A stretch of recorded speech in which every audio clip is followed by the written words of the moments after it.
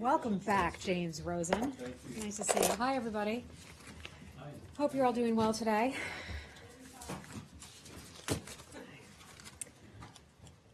Okay. Let me start out by saying today that on behalf of the Secretary, the entire State Department, and the United States government, we want to extend our heartfelt condolences to the family of Otto Warmbier and offer them our thoughts and prayers in this time of grief. We want to thank our international partners, especially our protecting power, Sweden, for its tireless efforts to assist Mr. Warmbier for his secure and his release. We hold North Korea accountable for Otto Warmbier's unjust imprisonment, and we want to see 3 other Americans who are unjustly detained brought home as soon as possible. As a reminder, the Department of State strongly warns U.S. citizens against travel to North Korea, the Democratic People's Republic of Korea. Another issue I know you all are keeping a very close eye on is Qatar. So I want to give you an update on that right now. Since the embargo was first enforced on June the 5th, the Secretary has had more than 20 phone calls and meetings with Gulf and other regional and international actors.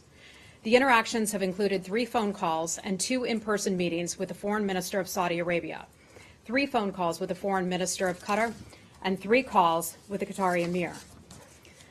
Numerous other calls have taken place with the leaders of UAE, Oman, Kuwait, Bahrain, and others. Now that it's been more than 2 weeks since the embargo started, we are mystified that the Gulf states have not released to the public, nor to the Qataris, the details about the claims that they are making toward Qatar. The more the time goes by, the more doubt is raised about the actions taken by Saudi Arabia and the UAE. At this point, we are left with one simple question. Were the actions really about their concerns regarding Qatar's alleged support for terrorism, or were they about the long-simmering grievances between and among the GCC countries? The Secretary is determined to remain engaged as we monitor the situation.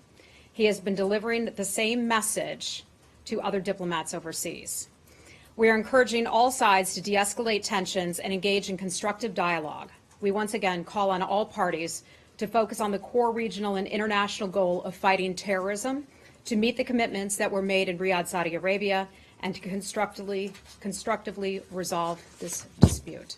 Let me just mention we are welcoming the Ukrainian President, Petro Poroshenko, here at the State Department shortly, so I'm going to have to cut it a little bit short today. I know we do have a lot of news that you want to get to, so I will start with your questions.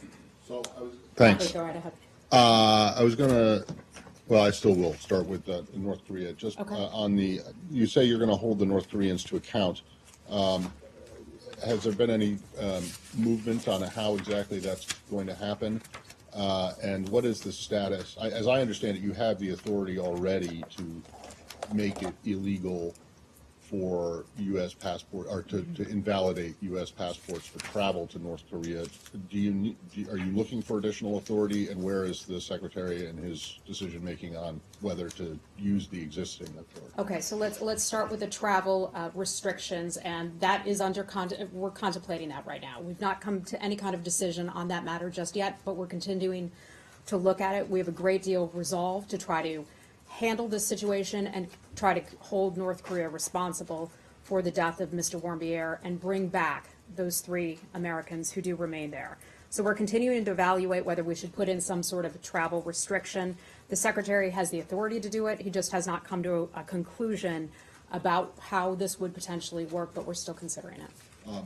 Okay, and have you thought about how exactly it is that you're going to hold them accountable for his death? We're still considering our options at this time. So we got the news yesterday, less than 24 hours ago, that Mr. Warmbier passed away. This came as, well, we're all deeply saddened by it. So this, the idea of travel restrictions has been around for some time. It goes Correct. back to the previous administration. Do you know, in your research of this, what has been the reason, since there have been so many Americans detained there, what is the argument against, what has been the argument against doing it, and why hasn't it been put in place prior? I think we think that our travel warning that we have had in place for quite some time has been very strong. Not blaming anyone for this, but of course we want to encourage Americans, strongly encourage them not to go to North Korea. We've been very clear about that. Every one of the briefings that I have been at, I have strongly stressed that. Do not go to North Korea. We can't get to you there. We have to rely on Sweden, and you know what can happen. So we've been consistently evaluating whether we want to put that travel restriction in place, and I just can't comment on why that hasn't happened yet, other than that it is under consideration. Okay? Let's stick with DPRK right now. Barbara, go right ahead. Two questions. In her background call on preparing for the China meeting tomorrow, Ms. Thornton seemed to separate quite much the action on the ballistic missiles and nuclear program, like the effort to get this echo chamber of sanctions, and separated that from what happened to Otto Warmbier and the other hostages. Is that still the case after his death? I mean, is there any talk about sanctions or something because of what happened to him? And the second question all of that would still be under consideration. The actions that we may or may not take are still being contemplated here, so it's just too early to say exactly what we're going to do just yet. And then just about the three that are still there, my understanding is that the State Department envoy met them. That is correct. Yeah, so what can you say about their condition? Can you say anything about their condition? I can't say anything about their condition. You all know that we aren't going to comment on people's health situations positively or negatively, one way or another. But Ambassador Yoon did have the opportunity to meet with them. He was able to sit down and speak with them. So they could all speak.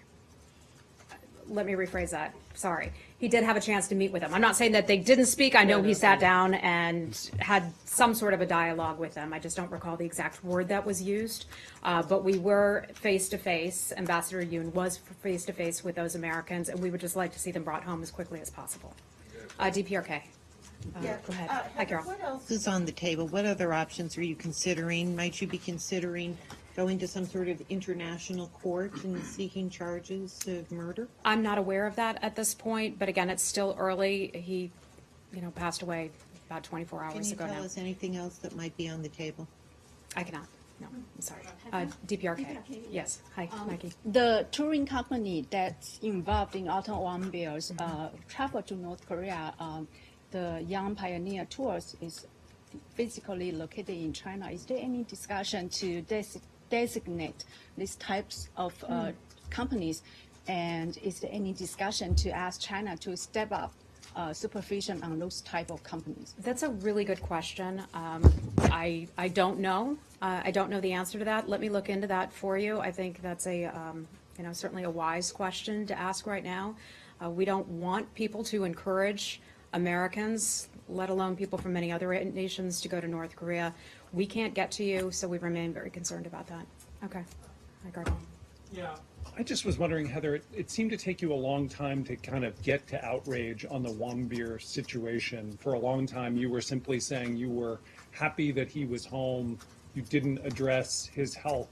And even over the course of yesterday, it took, 6-7 hours from the time of his announced death to the time of statements coming out from the State Department and the White House. I think you're wrong about that. Let me go back and check the timing, because I was involved in this every step of the way. Okay. As we learned about Mr. Warmbier's death and were able to confirm that that did in fact occur, we gave the White House, of course, the opportunity. Let me rephrase that. The White House took the lead on that. The president had spoken with the family in the past. We wanted to give the White House the opportunity to be able to speak to that. We then followed on. I would not characterize it as it took time to express outrage. When I first addressed this, that Otto Warmbier was brought back home to the United States, I believe it was a week ago today. Is that right? A week ago today? We at the State Department were happy that he was on his way home. We were happy it was on his way home. And he had not even landed at the time that I was getting questions. I don't think you were here that day. Correct? You were not here that day. I read the transcript, though. I And each understand. time you didn't, all you said was that you were happy he was home. You didn't obviously address his health condition, despite the fact that the family itself I'm sure had you made that know clear. very well that we don't comment on people's health status. We don't comment on the health status of American citizens. We will never do that. We don't do that.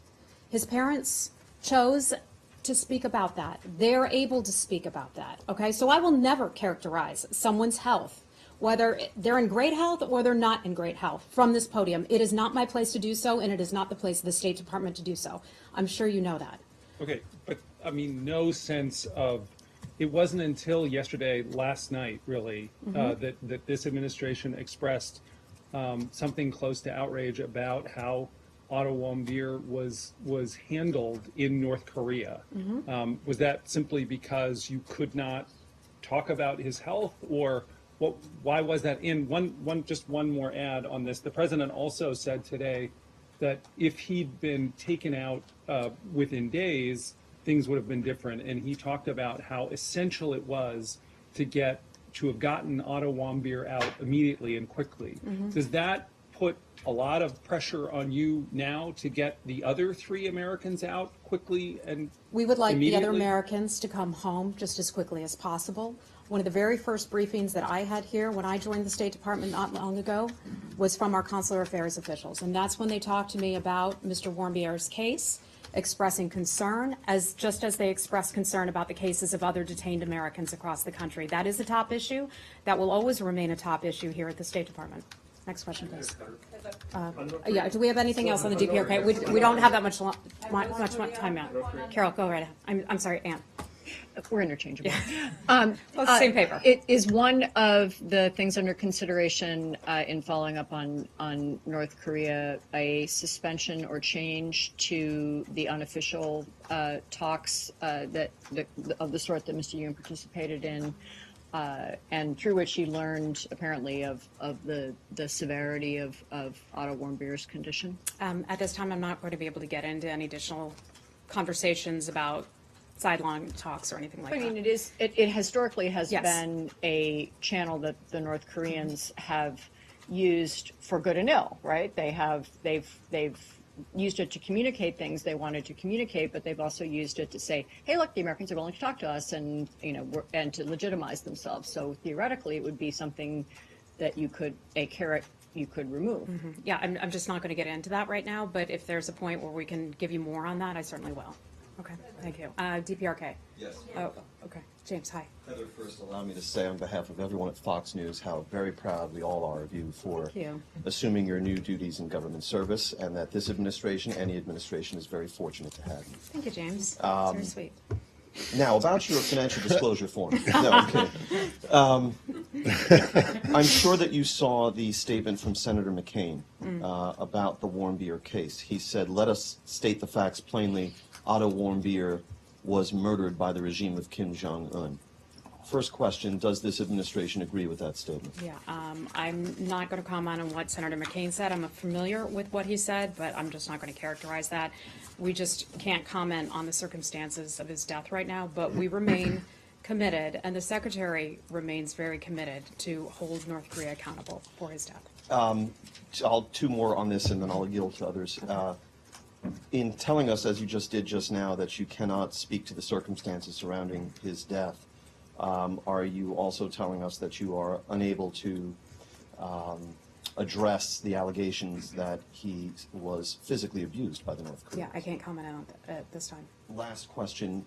You have covered enough of these as a journalist to know that these cases where Americans are held hostage, essentially, in North Korea are resolved over time, typically with less dire physical outcomes than we have witnessed here, and typically involving perhaps some eminent American figure traveling to Pyongyang to secure release and so forth. There's almost a kind of, we might even say that there's kind of an established procedure almost of sorts with respect to this. And I just wonder if it is the view of the Trump administration that this case marks a dramatic shift in all of that, that this represents an escalation and will be treated as such. Yeah, all I can say to that right now is it's something of great concern to the administration. You saw the president's comments last night. You read the secretary's comments. Everyone's grieving. Everyone's concerned about that, and are understandably upset about that. So we're just going to continue to take a look at what we can do about this, and I'm just going to have to leave it there. Okay. Okay. Let's move on to something else. Hi, Dave.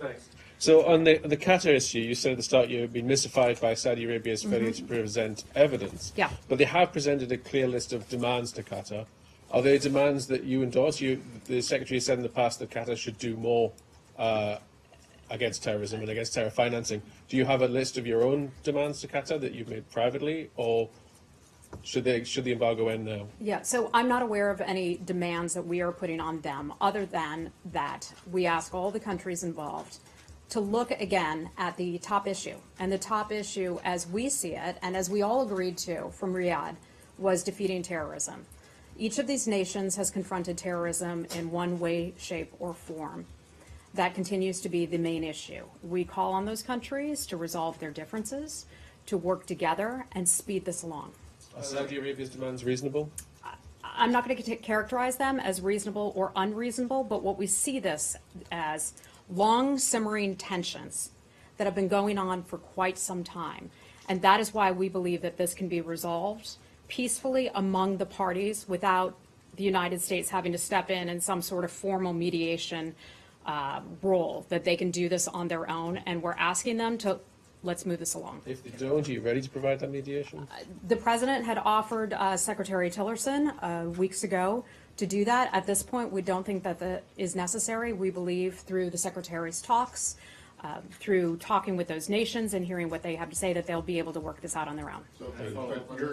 Your statement, though, was very harsh on the Saudis, which is somewhat surprising considering the President basically said that you shared the Saudis' opinion of what's going on, and you also referred to the alleged Qatari support for extremism.